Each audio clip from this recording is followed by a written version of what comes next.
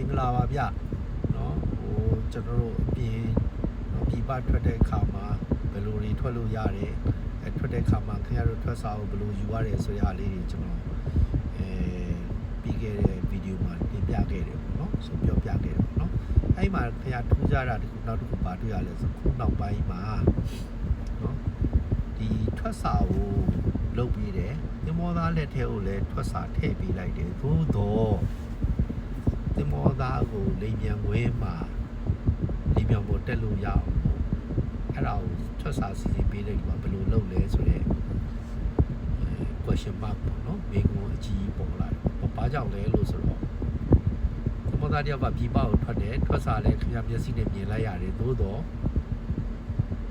ပြည်ပလည်းရောက်သွားတယ်ဒါပေမဲ့ပြန်လာတဲ့အချိန်မှာခင်ဗျားကအဲ့ထွက်စာခင်ဗျားအတွက်လုပ်ထားတာမဟုတ်ဘူးဆိုတာဖြစ်တယ်ဘာဖြစ်လို့ဖြစ်တာလဲလို့ဆိုလို့ရှိရင်ခင်ဗျားကိုအထွက်လုပ်ပေးတဲ့လူကခင်ဗျားကိုသင်္ဘောပေါ်မတက်ဖြစ်သေးလို့ခင်ဗျားရဲ့ထွက်စာကို cancel လုပ်ပါတယ်ဆိုပြီးတော့ဌာနကိုအကြောင်းချထားတဲ့ကိစ္စပေါ့အဲ့ဒါကလည်းဌာနက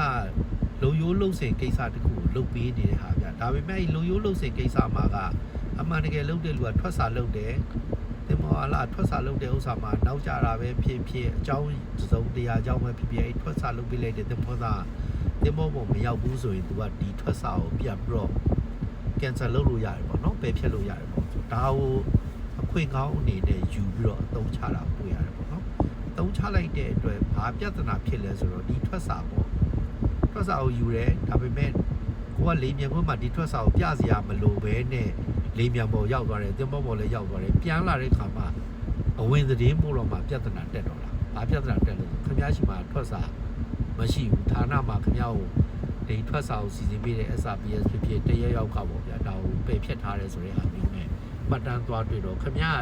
မြန်မာပြည်ထွက်တဲ့အချိန်မှာသင်္ဘောသားအနေနဲ့ထွက်ထားတာမရှိတဲ့အတွက်ပြန်လာတဲ့အချိန်မှာခင်ဗျားကျွန်တော်ကသင်္ဘောသားပါဆိုတဲ့ဟာကိုပြန်ပြီးတော့ညာ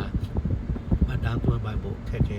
တွေ့ရတယ်ပေါ့နော်အဲ့တော့တွေ့ရတဲ့အခါကျတော့ဘယ်သူဒုက္ခရောက်လဲခင်ဗျားတို့ပဲဒုက္ခရောက်ပါအဲ့တော့ကျွန်တော်အနေနဲ့အကြံပြုချင်တာခင်ဗျားတို့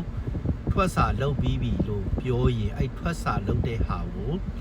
မိတ်တူမရရအောင်တောင်းပါမိတ်တူမရရင်အဲ့ထွက်စာကိုဓာတ်ပုံရိုက်ယူထားပါနော်အဲ့ဒါမှခင်ဗျားတို့လည်းဌာနကိုနော်ပြန်ဝင်သတင်းပို့လို့မရတဲ့အချိန်ခင်ဗျားတို့အဲ့ဒါကိုတက်တည်တက်ကာရအနေနဲ့ပြပြီးတော့ကျွန်တော်တို့ထွက်စာလုပ်ထားပါတယ်ဒီမှာမိတ်တူရှိပါတယ်နော်ပြောလို့ရ